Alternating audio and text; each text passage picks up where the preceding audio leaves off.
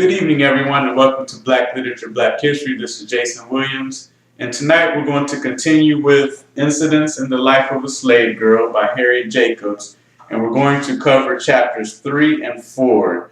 Chapter 3 is called The Slave's New Year Day, and then chapter 4 is called The Slave Who Dared to Feel Like a Man. Now, The Slave's New Year Day, Harriet Jacob covers two holidays that for the slaves, and actually they're not really holidays for the slaves. Christmas and then New Year's, but she focuses on New Year's because on New Year's Day, which was supposed to be a holiday, was a day that the slave masters took the slaves to be hired out and to be traded. Now, she focuses, this is a really short chapter, it's only like 2 or 3 pages, but it's full of information, and I highly recommend that you read it because it just tells about how the slave system worked. And on New Year's, when they hired out slaves, that meant that you had some slaves that had skills and you gave them to different masters, different plantations, so they could do work for pay. And at the beginning of the book, we talked about Harriet Jacob's father, who was a skilled carpenter, and he was hired out to plantations for many different jobs, but he always got to come back and take care of his family, but that's not always the case. And what Jacobs demonstrates in this chapter is on New Year's Day or New Year's Eve, when they're hiring out slaves, she said you can tell who are the good masters and who are the bad masters, because the good masters have slaves all around them begging to please hire me, I'll work good, I'll do everything that you say, I'll be a very good slave. And when we read in Frederick Douglass's narrative that many of the slaves like to have masters where they were well fed, because you have some masters who work their slaves near death and they don't even feed them well, they don't clothe them well. And Frederick Douglass said that the worst pain to a slave is hunger. So she doesn't go into that, but she says, slaves are begging these masters. And then if you're traded to a slave master that you don't want to go to and you put up a fight, they punish you for it, punish you over and over and over, and you still have to go wherever you're hired out. Then after the hiring out of slaves, they have the slave trade. And this is where they sell slaves. And there was a sad story about a mother that I want to actually read, who she had some children, I think 5 children. I'm going to read it. And she knew that some of them would get sold off, but in the end, all of them got sold off. So let me just read that section for you. Yeah, this chapter is only 2 pages. So, okay. One of these sale days, I saw a mother lead 7 children to the auction block. She knew that some of them would be taken from her, but they took all. The children were sold to a slave trader, and their mother was bought by a man in her own town. Before night, her children were all far away. She begged the trader to tell her where he intended to take them. This he refused to do. How could he, when he knew he would sell them one by one wherever he could command the highest price? I met that mother in the street, and her wild, haggard face lives today in my mind. She wrung her hands in anguish and exclaimed, "Gone, all gone. Why don't God kill me?" I had no words wherewith to comfort her. Instances of this are of daily. ye of hourly occurrence. And I'm going to continue to read because in this last chapter, like as bad as that is, in this last chapter reminds me of the grandmother that Frederick Douglass wrote about in his narrative. And I'll just read this last chapter. Slaveholders have a method peculiar to their institution of getting rid of old slaves, whose lives have been worn out in their service. I knew an old woman who, for 70 years, faithfully served her master. She had become almost helpless from hard labor and disease. Her owners moved to Alabama, and the old black woman was left to be sold to anybody who would give $20 for her. Now see, in Frederick Douglass's narrative, he went on to expand about his grandmother after she was too old to be of service, to be isolated and put off to the side. And then I read it in the narrative where he gave an explanation of her living in the solitude. So they just discarded of slaves. Once your service was over, they just discarded you, and then anybody who would give $20 for her. So this affects families, and for several generations, this was happening to an entire people. And believe it or not, many of these effects still continue in the black community today. Because if you're a parent or if you live in a family, you know that there's traditions and things that run in the family to make things function. So many of the problems that we see in the black community now can be traced back to slavery, but not only back to slavery, because there was slavery, the Reconstruction, Jim Crow, and the war on drugs, which during the Clinton era, which destroyed millions and millions of black families. So ever since slavery, the U.S. has been attacking and breaking up black families. And then when we educate ourselves and trace back to the roots, they try to tell us, no, you've had time to get over it. But no, there's many instances, and I do a couple videos where traditions, and I don't like to call them traditions, but effects that were happening during slavery still continue to today. But moving on to chapter 4, the slave who dared to feel like a man. This was a very interesting chapter because in this chapter, Harriet Jacob's uncle actually ran away to gain his freedom. He got captured and brought back, and then he made another attempt where she said he used his white face and actually escaped. And this is a very interesting chapter because it shows you what happens when a slave comes back after he attempts to gain his freedom. And of course, he's punished severely, but in this instance, he was put in a jail. And he was jailed, made an example to other slaves. The slave master took no pity on him. He was starving in the jail. He was sick in jail. His real name is Joseph Horniblow, who was Harriet Jacob's uncle. But in this book, she gives him the name Benjamin because she was, she didn't want to give people real names because she didn't want to give them away, because the Fugitive Slave Act would, in the North, if you were a slave, they could return you back to slavery in the South. And what is very interesting here is that Benjamin, her uncle, he ran away, got caught, and he was brought back to the slave plantation where his grandmother, Harriet Jacob's grandmother, tried to tell him, like, stop trying to run away. Put your faith in God. And he was like, no, I'm not putting my faith in God.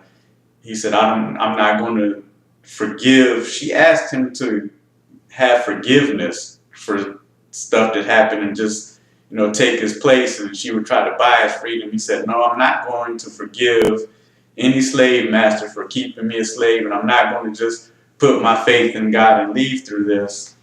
And since he made an attempt to get his freedom, the slave master wanted to trade him because they didn't like to have those types of slaves on their plantation, because if they escaped, it would encourage other slaves to escape. So he was going to sell him to a slave trader.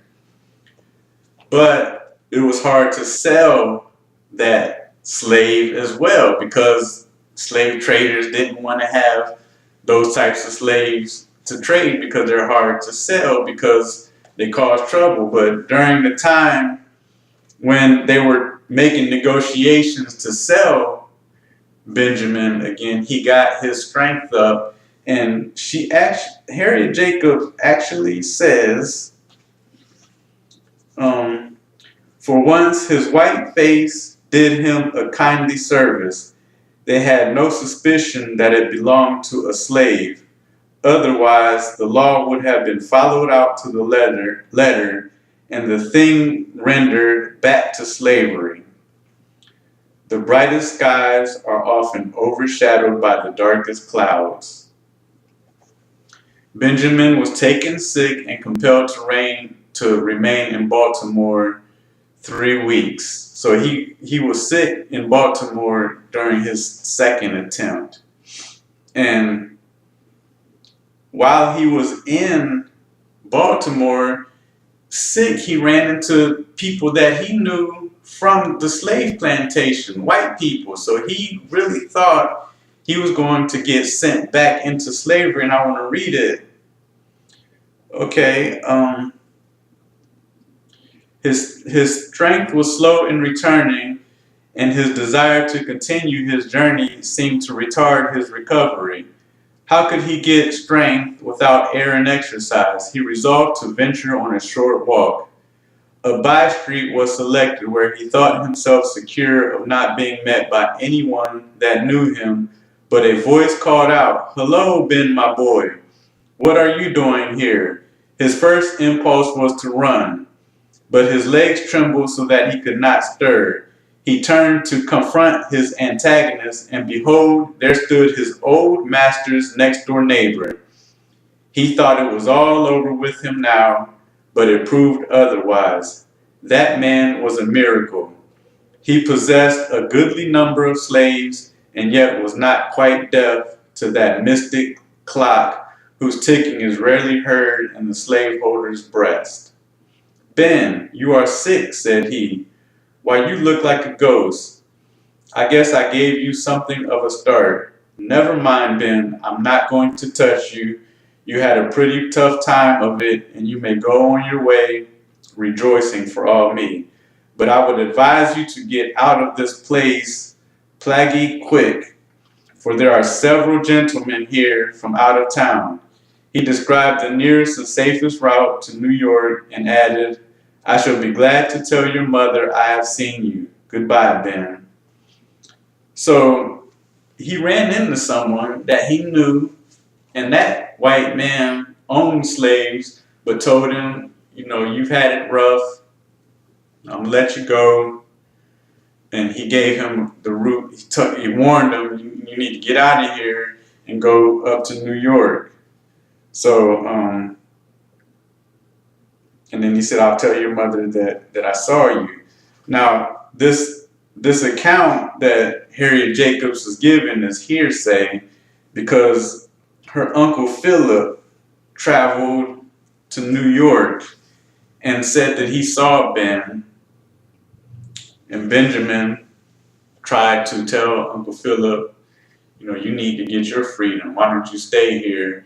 But Philip didn't want to leave his mother. He didn't want to leave the people that he knew on the slave plantation.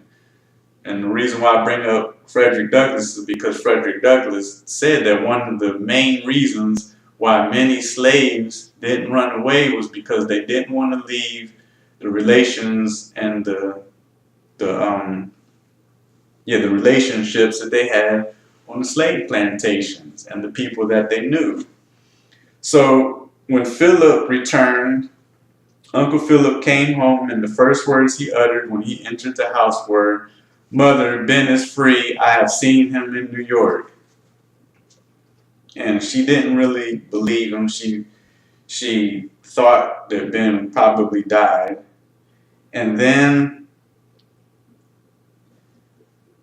what is interesting here and made my ears prick was Benjamin said that they parted with moistened eyes, and as Benjamin turned away, he said, "Phil, I part with all my kindred."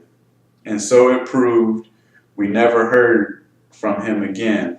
Now, when we hear that, we heard that before in the stories that I read in the 1930s and the stories that I covered when black people were passing for white. So I believe there were two things either happened here. Either Benjamin actually died and Philip just made up a story to make his mother feel good, or Benjamin actually decided to pass for white. So I don't know. I don't really know what happened, but we know that from previous stories that I did that once a black person decided to pass for white, he had to cut all ties with everyone in the black community so he wouldn't be found out. Because, like when I read in this chapter, he had his white face served him well.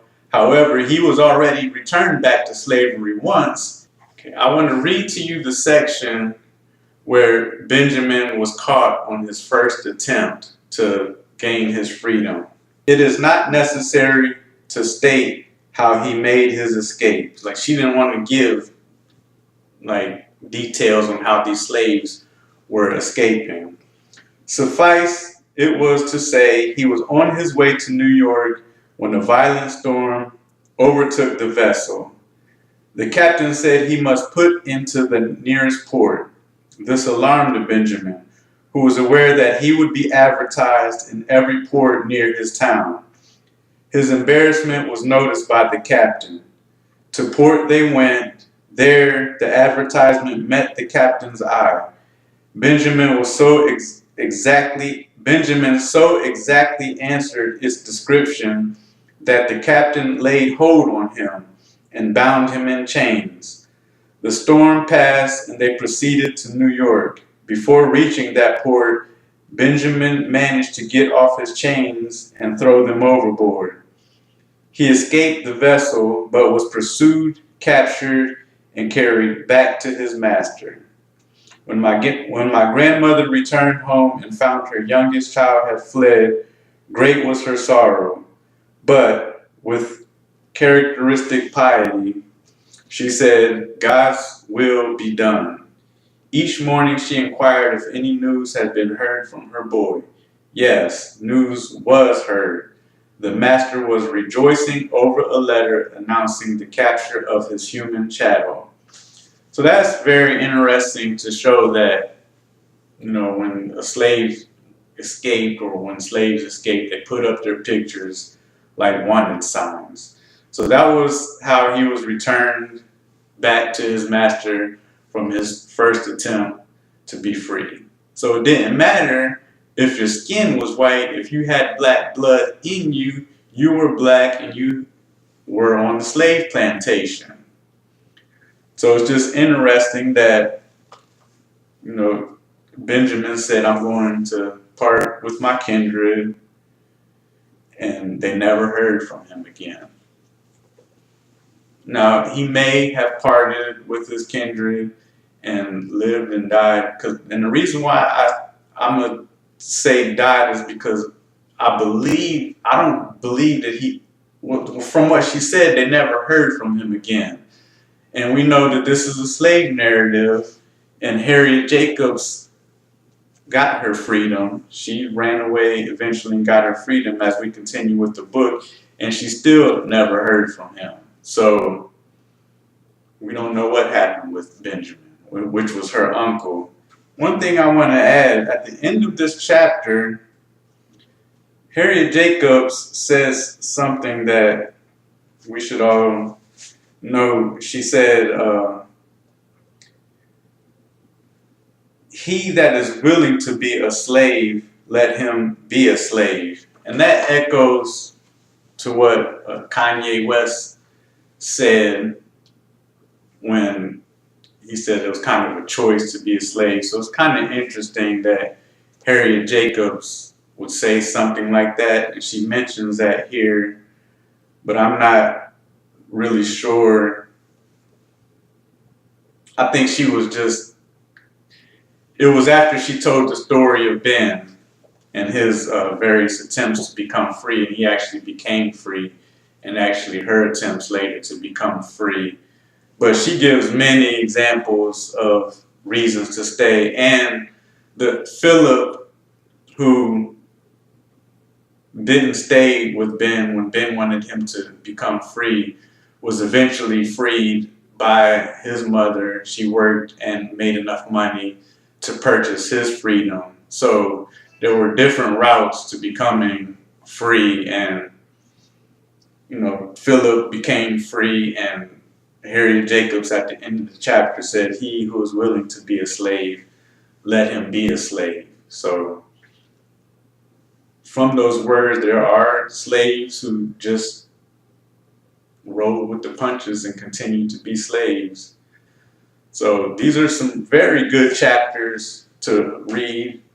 And you notice that I'm making many references back to Frederick Douglass's narrative. It's good to read many of these narratives so you can, because they're all different, they all have different subjects that they want to focus on, and some are more heart rendering than others. Like for the instance of the slave, old slave that was just left, she said, Harriet Jacob said she would just left for anybody with $20 to give to her. But Frederick Douglass devoted like a couple pages to how a slave in that condition is living, and so it pulls on your heartstrings. But again, incidents in the life of a slave girl, Harriet Jacob, chapter 3 and 4, as we continue with the book. And make sure you read these chapters, because even though I talk about what's going on in each chapter, I'm not covering the majority of what is going on in these chapters. So, go ahead and read the book. Please make comments. I try to respond to all the comments within a day or two. Again, this is Jason Williams, Black Literature, Black History. Have a nice evening.